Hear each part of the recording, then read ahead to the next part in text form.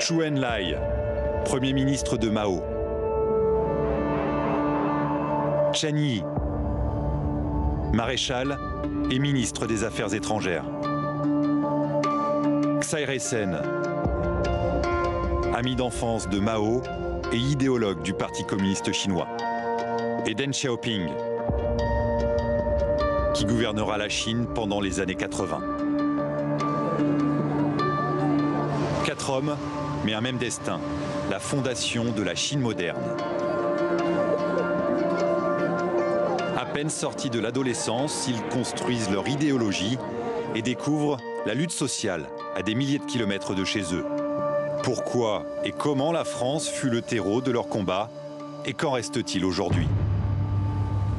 Bonjour Pascal. Bonjour Xavier. Ce documentaire donc sera diffusé demain sur les antennes de TV5 Monde. Oui, alors vous savez que de 1902 à 1927, la France a accueilli près de 4000 étudiants chinois, dont les leaders dont on vient parler dans l'extrait, qui sont venus étudier en France les idées révolutionnaires, les luttes sociales. Après, évidemment, ils les ont adaptées à la sauce chinoise. Alors, l'avant-première a eu lieu hier au Centre culturel chinois à Paris. C'était l'occasion également de dévoiler la sculpture qui a été faite à l'occasion du centenaire de ce mouvement travail-études. Évidemment, cet événement culturel est à remettre dans le contexte politique dont vous avez parlé, le contexte politique de la visite du président chinois Xi Jinping à Monaco. Alors, je vous propose d'écouter l'ancien Premier ministre Jean-Pierre Raffarin à ce sujet.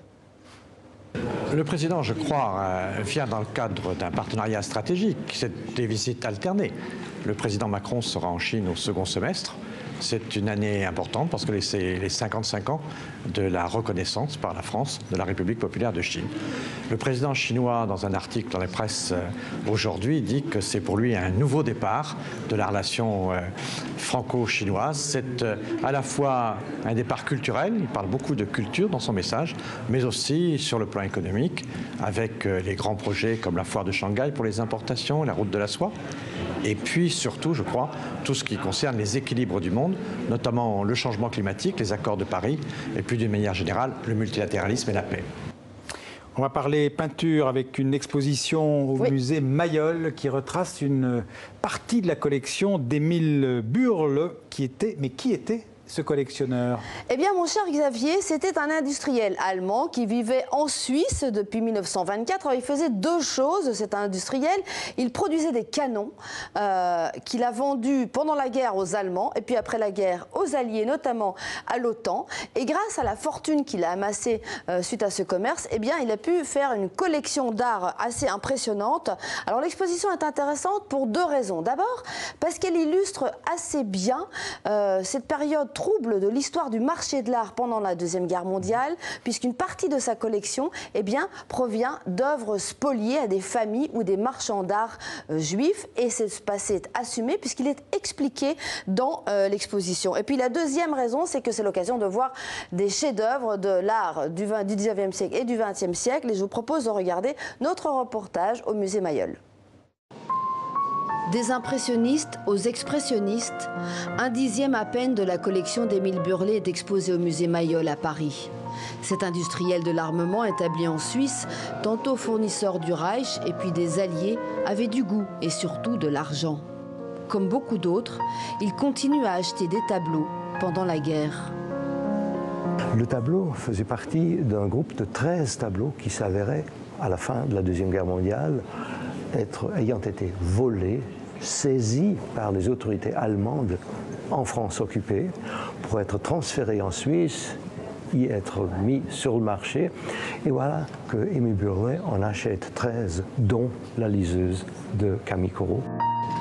Après la guerre, le tribunal fédéral suisse oblige Émile Burle à restituer ses 13 tableaux, dont 4 sont aujourd'hui exposés à Paris. Il y a celui-ci, le tableau de Sisley, donc l'été à Bougival, et ensuite les deux tableaux de Degas, les chevaux de course et les danseuses, qui faisaient partie du dernier groupe que Émile Burle a pu racheter. Racheter, car c'est bien là l'ironie de l'histoire. Après avoir restitué ces 13 tableaux en 1948, Émile Burlet propose immédiatement aux propriétaires de les racheter en toute légalité. L'industriel a été blanchi. Le tribunal a estimé qu'en 1942, en Suisse, on ignorait tout des spoliations nazies. Le collectionneur parvient à racheter 9 des 13 tableaux, notamment à l'un des marchands spoliés, le français Paul Rosenberg. Cette approche très libre de toute considération morale me paraît très typique pour cette époque-là. Les questions de spoliation, restitution, rachat étaient considérées comme des affaires, comme des questions qui avaient une importance commerciale, juridique, mais beaucoup moins morale que c'est le cas aujourd'hui. Un passé difficile mais totalement assumé par la Fondation Burlet qui a décidé de jouer la transparence. C'est rare dans cette période peu glorieuse de l'histoire européenne du marché de l'art. Une exposition jusqu'au 21 juillet à Paris au musée Mayol.